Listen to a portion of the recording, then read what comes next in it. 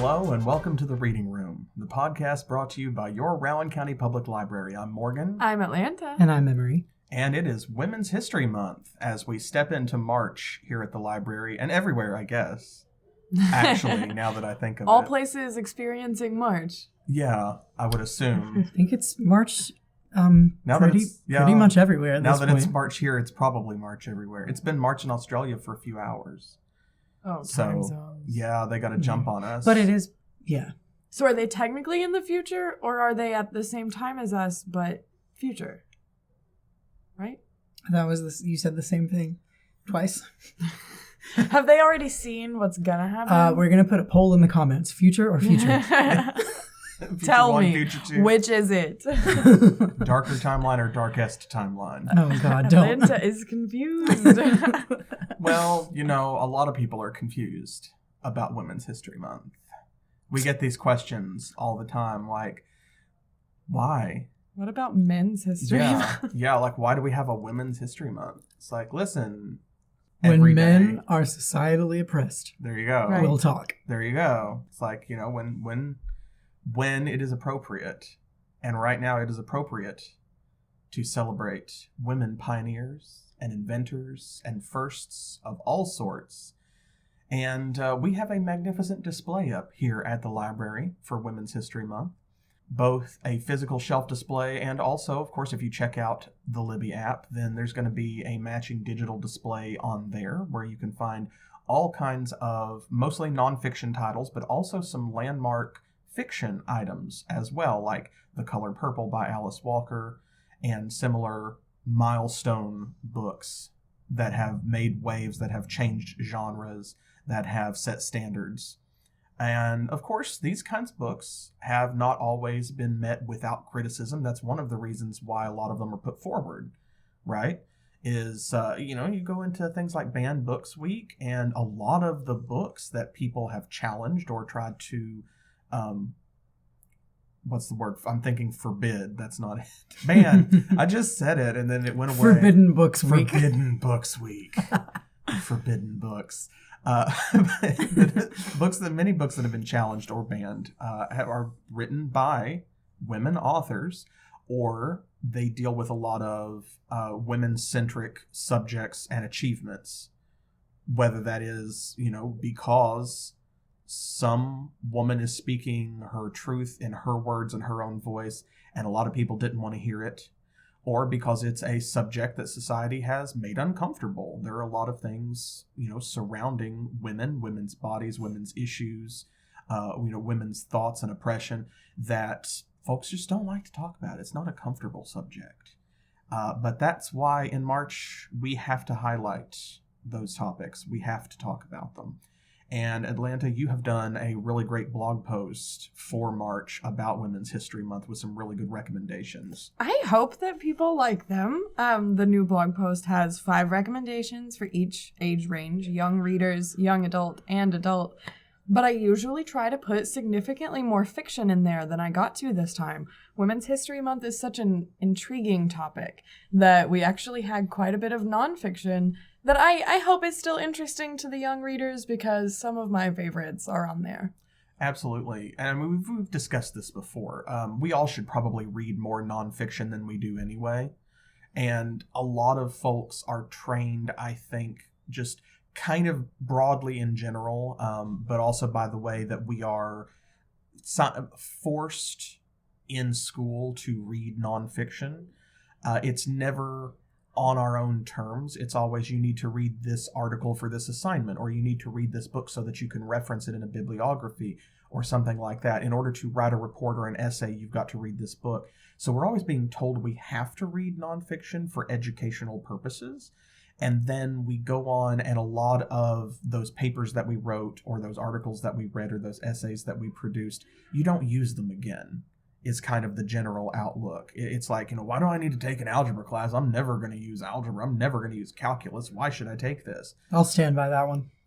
Well, I mean, how much calculus do you use? Algebra, different, but calculus, how much calculus do you use? But still, when it comes to things like history, it often is perceived as dry and boring because I think that accidentally or otherwise, it often winds up being taught that way. And, we need to learn, and things like Women's History Month are a great time to bring to the forefront through your blog post, through our displays and our special collections, that nonfiction doesn't have to be uninteresting. It doesn't have to be boring. I actually, I looked at your blog post, and several of the titles caught my eye. We recently had some Girl Scouts in here who were selling cookies, and I love the Girl Scouts. But, I actually didn't know much about the history of the Girl Scouts.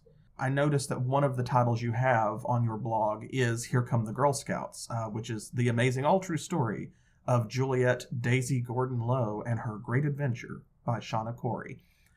And I feel like even though that is very much a young reader's book, I probably should know more about Juliet Lowe, because the Girl Scouts are such a great organization, and I really don't know their backstory. I only know their most recent developments. I definitely think you should give it a read. For those people out there that may have grown up Girl Scouts, as I did, you're familiar with the story of Juliet Gordon Lowe already, and if you're not, then you did it wrong. Yeah, that's not the gatekeeper.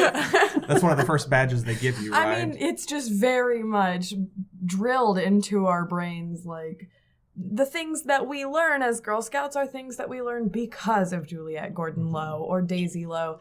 That just is very much drilled into your head. But this book in particular is a children's book. I mean, like, it's probably only 20 or 30 pages and beautifully illustrated.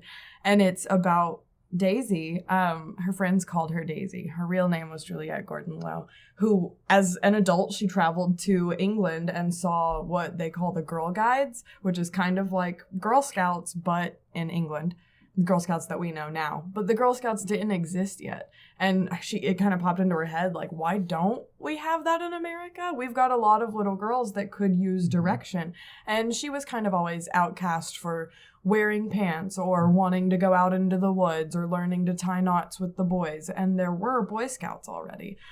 So it just kind of popped into her head, I'm going to make this at home. And it's a lovely story. And that's a lot of Women's History Month, I think. And a lot of history in general is there are things that are common sense ideas. Like if you look at the Boy Scouts as an organization and what they do, it just kind of makes sense that someone would come up with that at some point. Right. That someone would invent that and that people would be interested.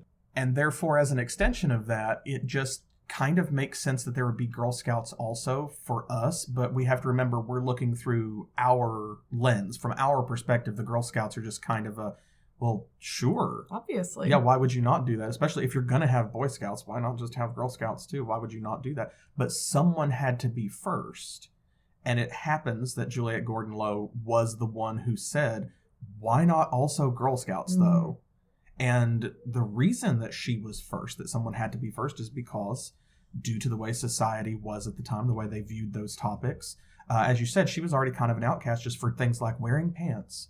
So a lot of people were, very against that. A lot of people thought, no, boo Girl Scouts. This is a terrible idea. Women should be prim and proper and stay at home and take care of the children in the kitchen and manage the house. And Juliet Gordon Lowe said, no, we're going to hunt bears. Is that what the Girl Scouts are out there doing? You may never know. That's our secret. That's for us to know. Okay, And there you go. great. Your daughter to find out. You don't know what the rites of passage are. So, listen, they got a lot of badges in the Girl Scouts, is all I know. This is why they're not scared of anything, isn't it? There Like, you go. we all think that they're out here, like, tying knots and roasting marshmallows, and they're, like, taking down a full-grown bear on their own. Listen, all I'm going to say about the Girl Scouts is, have you ever seen a dragon? I can't say that I have. That's right. Do you know why? Well, I didn't, but I think I'm picking up on some context clues Do here. you know why? Because I don't know why, but I know that there are no dragons and there are Girl Scouts. I'm just saying, we live in a world. But if you ask them, they're probably going to say, don't worry about it. Don't worry about it. I'm just saying, no dragons. There are Girl Scouts. It's not too late. Anyone can be a Girl Scout. Look up the Girl Scouts, girlscouts.org/join, and you can join anyone can join the Girl Scouts. Yes. For a long time, boys could not join unless they were over the age of 18 and paid the membership dues. That's no longer the case. Mm-hmm. So look them up. Give them a shot. Don't have to have a troop leader. You can do it on your own. Do it from home. I've been a Girl Scout for 15 years, and I loved every second of it. Hashtag not sponsored. Right, of absolutely. Course, but also we do stand the Girl Scouts though. So. And if anybody that's listening to this like has Girl Scout cookies and just wants to bring them to the library, there are people here who will eat them. Right. We will. Then, so in your teen category, your young adult category, you had some other really good recommendations as well. One of them that popped out at me was Fun Home by Alison Bechdel. Oh my gosh. And I've read that book, and I was glad to see it as a recommendation because it's she calls it a family tragicomic because of course she drew all, the illustrations. It really, like, the tragedy is definitely there. It's not a fun and easy read, I would say. But it was a very important read, and for me it was eye-opening because Alison Bechdel is one of those figures in sociology and contemporary philosophy and like media criticism that a lot of people know her name in passing and don't know about the full impact that she's had or where it comes from or why she is an important figure. People have heard of like the Bechdel test, but they don't always know where it came from. And sometimes it's taken out of context where they don't understand that the point of the Bechdel test is that it sets an incredibly low bar. Like, that's literally the point. And to read her backstory, as it were, her origin story, was very eye-opening. It's like, oh, okay, so this is how she came to some of these ideas and how these issues became important to her. And if you've ever heard of Alison Bechdel, or if you've never heard of Alison Bechdel, then you should give Fun Home a try because it is it's a great autobiographical read, a kind of peek behind the curtain. It's a great place to start with graphic memoir as well. If you haven't read many graphic novels or if you're not that into memoir, one or the other, it's a great way to branch that divide between two genres. I didn't know how much I loved graphic memoir until Alison Bechdel, and at this point she pretty much primarily writes graphic memoir. And she just communicates the female experience so well. In a way that, like, you don't even realize what she's saying. You're just, like, accepting everything as, like, oh, maybe you talk pretty. But, like, she speaks beautifully about things that you feel in your core. Yeah, and that's one of the most important things I think about these themes that we celebrate. These, like Women's History Month, Black History Month, LGBT plus History Month. All of these are about bringing that group's voices to the forefront, because so often we hear from the majority, like, that's kind of the point, is that's the default setting. We are often hearing those voices. They are always here. They're always present. Those voices are always in the background or the foreground. So it's great to get some perspective. And I think that works both ways too, because I feel like it is more valuable to have both sides of that, where even if what you're interested in is what the majority voice is saying, when you have the context of the other side, you better understand that majority topic as well, that majority perspective, where they're coming from. And if that's what you resonate with and what you engage with, then you still resonate more with it. You get it more. You almost understand it better. Exactly. So in your adult recommendations, of course, you had some really good picks as well. But one that stood out to me was Difficult Women by Roxane Gay. And Roxane Gay is, she's great because, of course, she wrote An Untamed State, which I think you mentioned in your recommendation. And she also wrote Bad Feminist, both of which are great books. But Difficult Women is really great because it touches on, like, even the title kind of is a hot button buzzword thing, because where do we hear that, difficult women? Difficult women. Oh, that's the most polite way of saying this woman. Oh, she's a troublemaker. She doesn't fit the mold. She's she doesn't fit in where society tells her to fit in. She's being difficult. And what is the saying? Well-behaved women seldom make history. Mm-hmm. I think, and that's who we are celebrating during Women's History Month. Is if well-behaved women seldom make history, then during Women's History Month we must celebrate badly behaved women. We must celebrate the rowdy ladies. And Roxane Gay covers a bunch of them. People who broke the mold. I think that's kind of what a lot of folks are looking for from Women's History Month, is the milestone markers. Like the breakout folks who did something first, the pioneers, the first person to break a rule. Who was the first woman who was like, no, I'm gonna wear pants. Nowadays we take that for granted, of course. And there's still some folks who object to that, oddly enough. But now that's considered a little strange. Like, why are you so hung up on that? Why should women not wear pants? Mm-hmm. In the same way that, like, why should men not wear dresses? There are men all over the world who wear gowns and robes and dresses of all kinds. We just don't do it here, which comes back to that perspective thing. Your personal lens informs your experience. And so broadening your personal experience broadens that lens and makes you better understand your fellow person, your fellow human being. So all of these difficult women, they were breaking rules that someone had set for them. Ridiculous. Like, who said that women can't do this? Who said women can't be scientists? Who said that women can't do math, or that women's art is not as valuable as men's art? Who is it that said that women should not be allowed to vote? That's ridiculous. That's ludicrous. That women can't own property. But someone had to stand up and be mad about that. And that was almost always a woman, because that's who the rule applied to. That's the only people that cared, really. There you Like, go. why would a man notice that a woman doesn't have the same rights? Not even in a bad way. It's just, it doesn't apply to you. A woman's Mm-hmm. gonna be the person to speak up. Exactly. It's just very much a case of when something doesn't affect you negatively, then you are allowed to be comfortable in not paying much attention or spending much energy on that issue.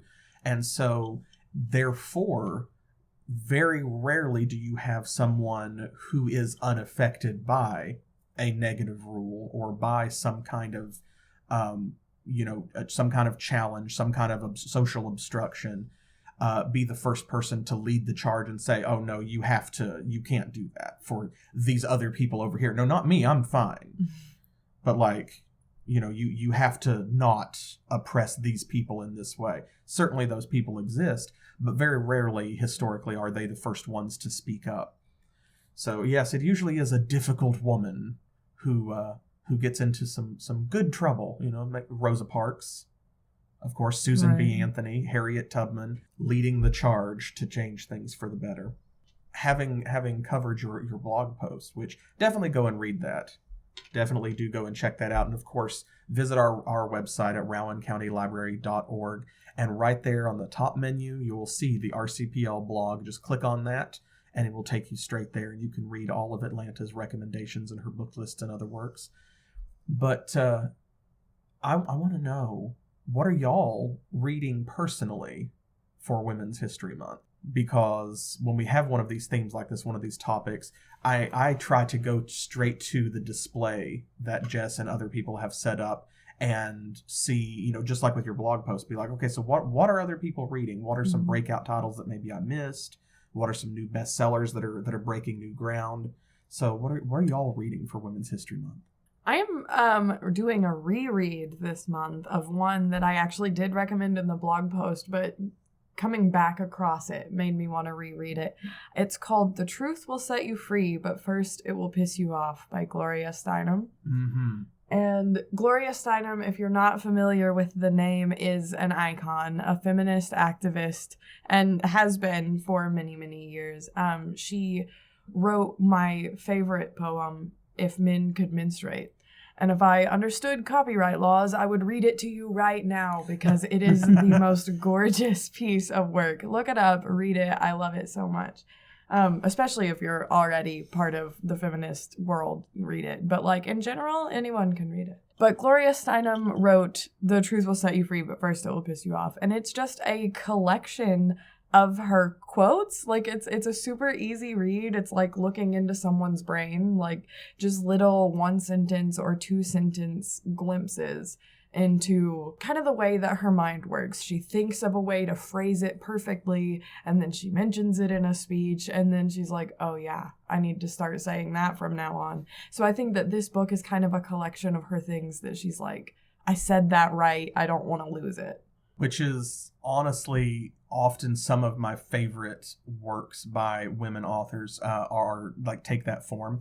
I don't know if you have ever read Not Much Fun by Dorothy Parker. Mm-mm. I don't know if we actually have a copy of it here. I own a copy myself, but I don't know if we have one in the catalog. If not, we should. Dorothy Parker, of course, is she's very witty. She's up there with like Mae West. I highly recommend it because Not Much Fun is, I think, her last published collection of poems, but a lot of it kind of, it has that flavor to it of something just crossed her mind and she jotted down a poem about it while it was at the front of her thoughts.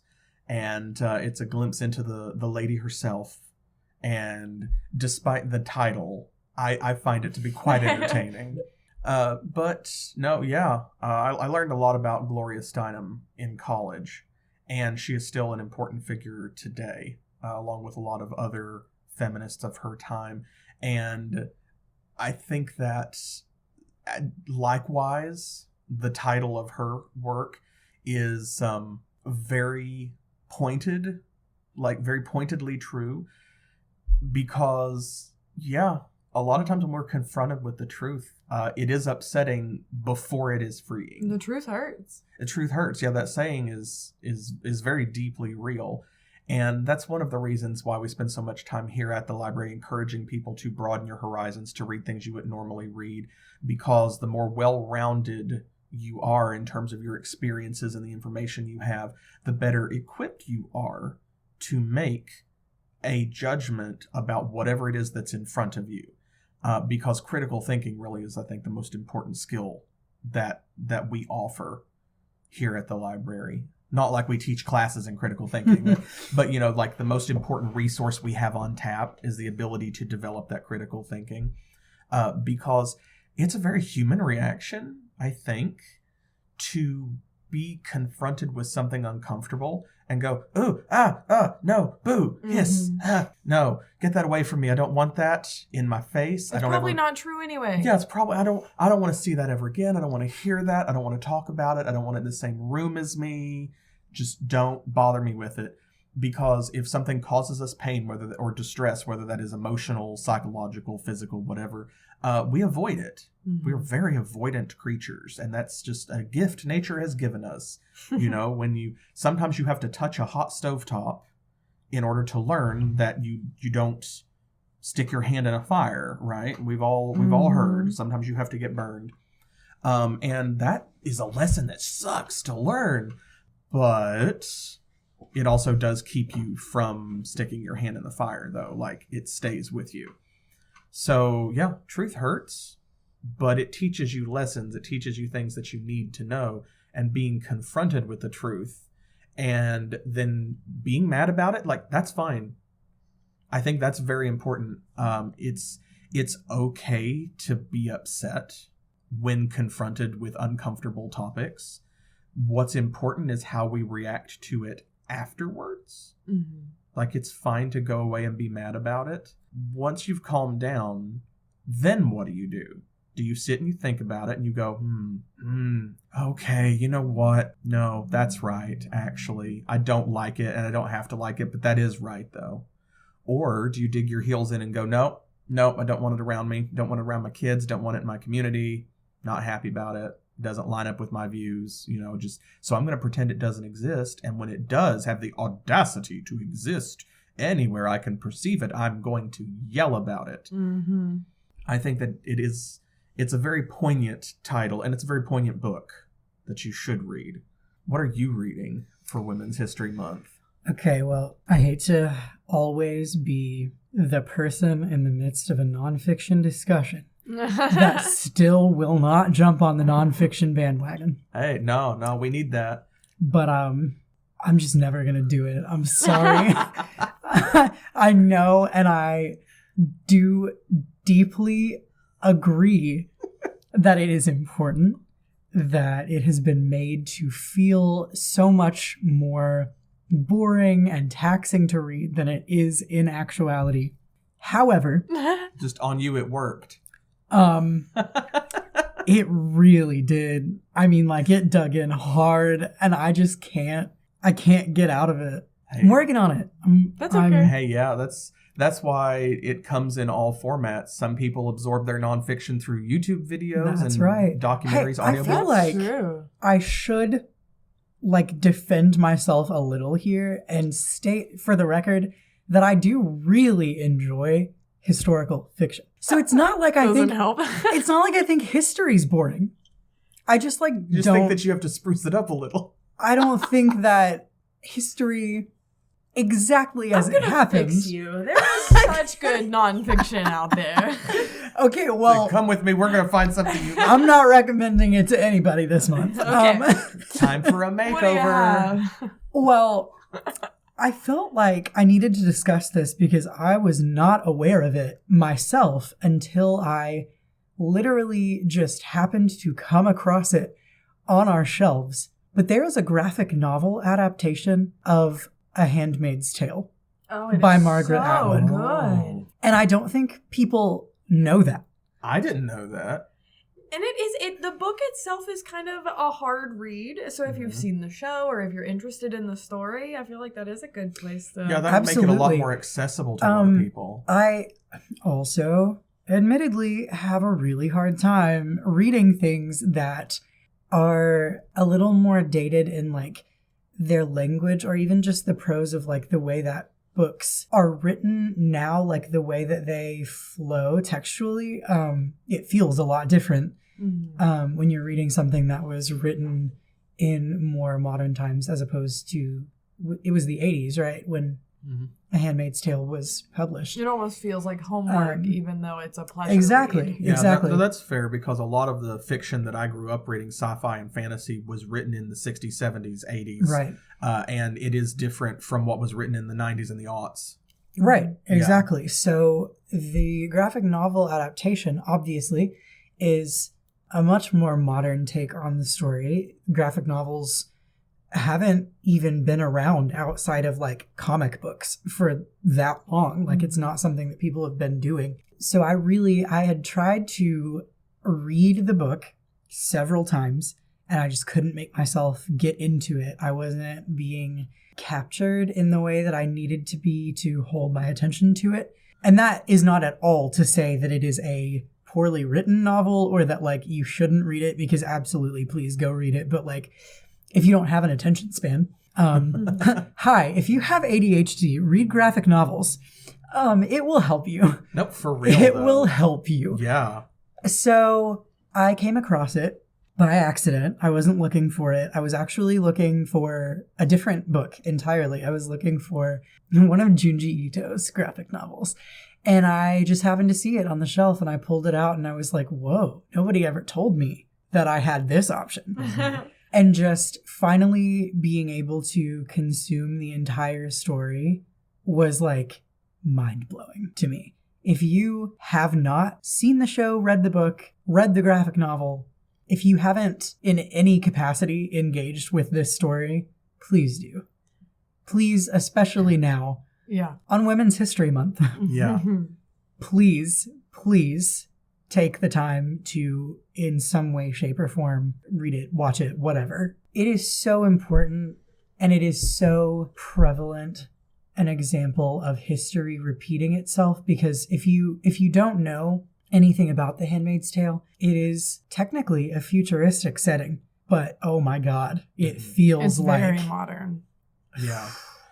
Well, it's one of those topics where it centers on women's control of their bodies and Exactly. their ownership of their bodies. And I think that actually that's a fantastic example to highlight when I was talking about earlier, like milestone fiction, Right. things like, The Color Purple by Alice Walker, Right. for example. Those books also matter because nonfiction is just about like what happened. Here it is. This is what it was, and this is how it went down.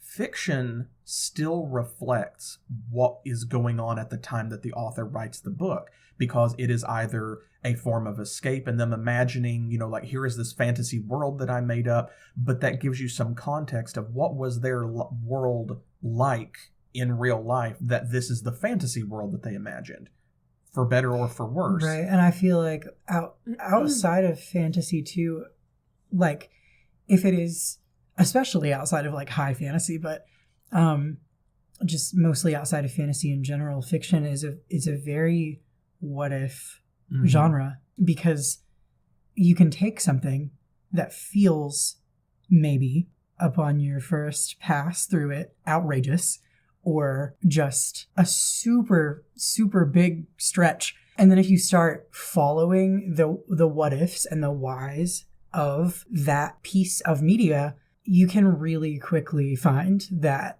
you come back to, this is the progression of that from current day modern world events. And here's how it could happen. Exactly. And it's an example of people don't write things, they don't create art in a vacuum. That's why you've probably heard the saying, art is always political, or art is inherently political. It's political by nature, some version of that. And I think that that's the core reason why, is because no one creates art without existing in the world that surrounds them. And so their art is always saying something about how they feel, and how you feel is always shaped by your environment. Always. It's always a response to something. Exactly. Whether it's because you feel joy in your environment, because you feel fear from your environment, whatever.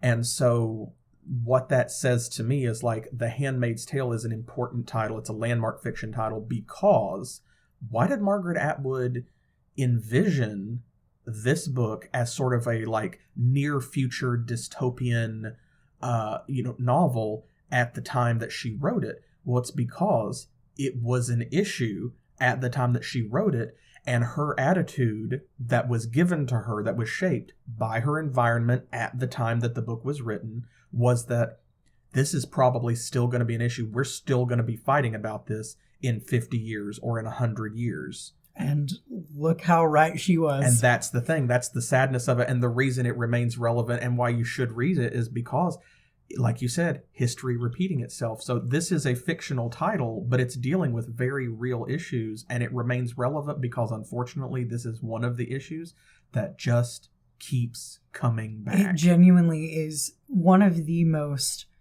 thought-provoking pieces of literature I think that I have ever engaged with in my life. And it's so interesting the way that you perceive all art in conjecture with yourself.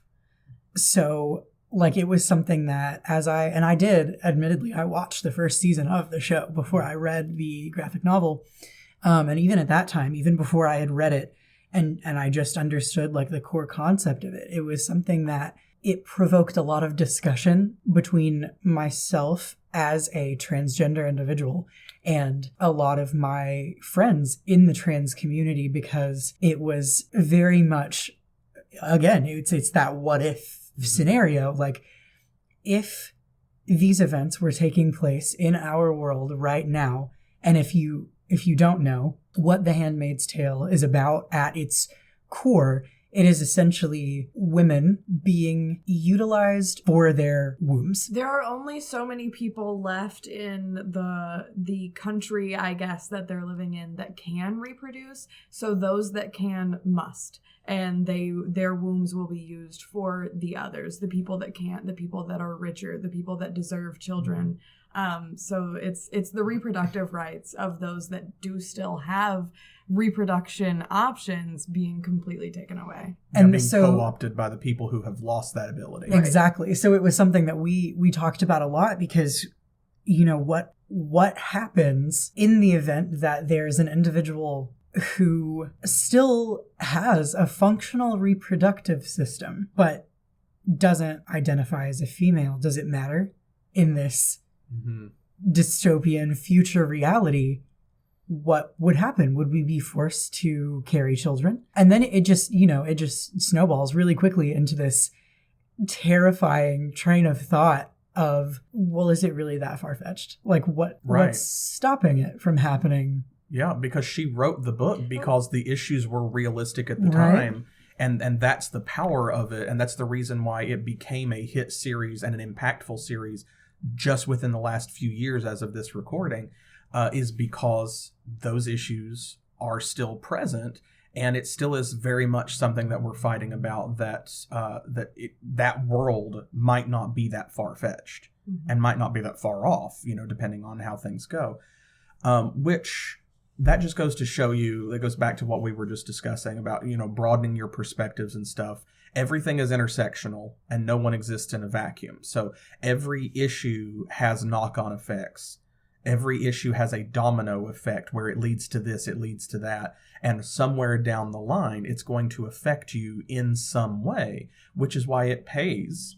And you should want to be invested in knowing as much as you can, being as well read and well educated as you can about basically as much as you can, as is reasonably possible for you to be, because that way you can understand and identify how some of these issues are going to come back around and affect you, and therefore why you should care. Because it's okay if that is your motivation, I think.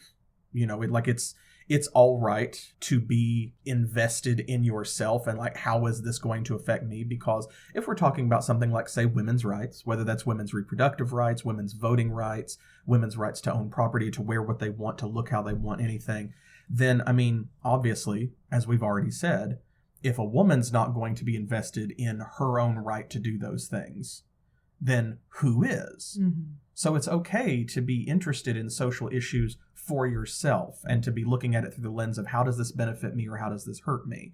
That's a very basic, I think, mathematical calculation, and it's okay to enter an issue from that direction. But that still means that you should read about it, and you should know, and you should educate.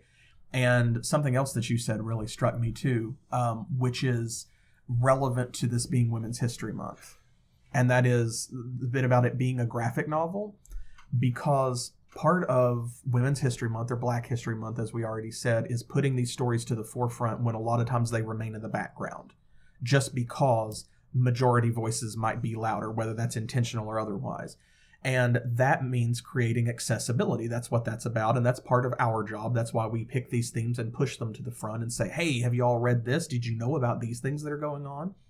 Because if someone doesn't tell you that it's there, you may never find out on your own, through no fault of your own. You just may not know. So, things like representation of an issue or having information available about an issue don't mean anything if it's not accessible. So Women's History Month is about making women's stories and women's history accessible to people who otherwise might not find them and might not access them. And remember that it is perfectly okay to engage fiction or nonfiction in these various formats, and that's why we carry them.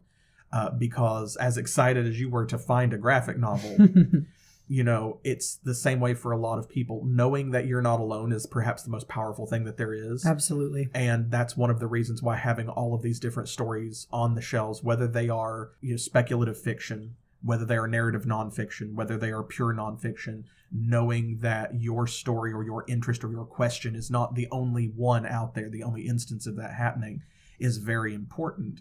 Mm-hmm. And in order to provide that opportunity to everybody, you have to have audiobooks, you have to have Braille books, you have to have graphic novels, because that might be the best way for some people to engage. So yeah, if you have trouble getting into things like nonfiction, give it a shot. There are graphic novels out there for it. Mm-hmm. Give it a try, or listen to it as an audiobook and see what you think. And if you have trouble engaging with a big, thick nonfiction text, try a different way. And maybe that will make it click for you. Just at me, Morgan. Morgan's talking to me right now, you guys. Hey, I'm talking about myself here too, because there's definitely some stories that I have read as graphic novels or I've listened to as an audiobook where I was like, there's no way. If I had picked this up in print, I could not.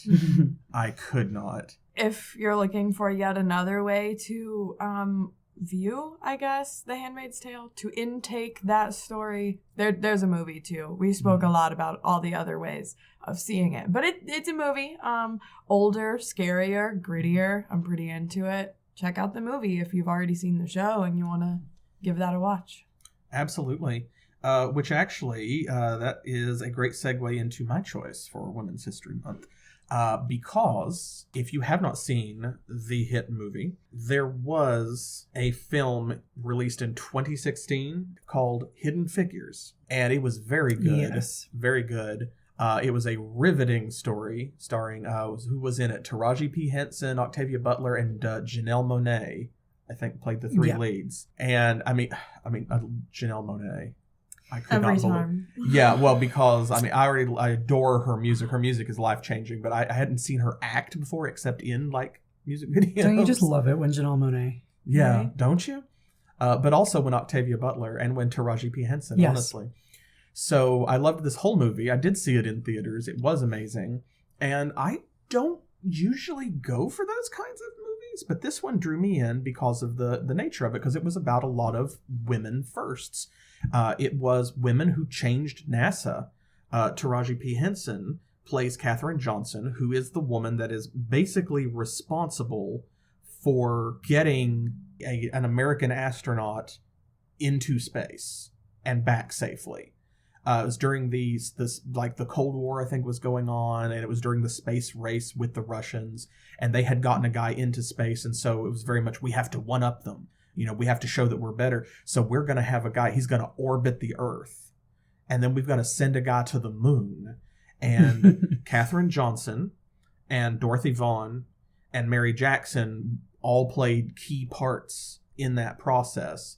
And it was a very moving film. It was a very powerful film. I was on the edge of my seat through the whole thing. And like I said, normally I don't go in for those kind of biopic dramas, but I had not read the book.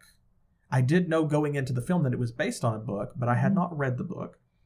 It is by Margot Lee Shetterly, and it's a very good read with a lot of information about these women and about their lives and about how they succeeded and fought the odds and got to be where they were at by breaking a lot of barriers, by breaking a lot of rules and refusing to play nice.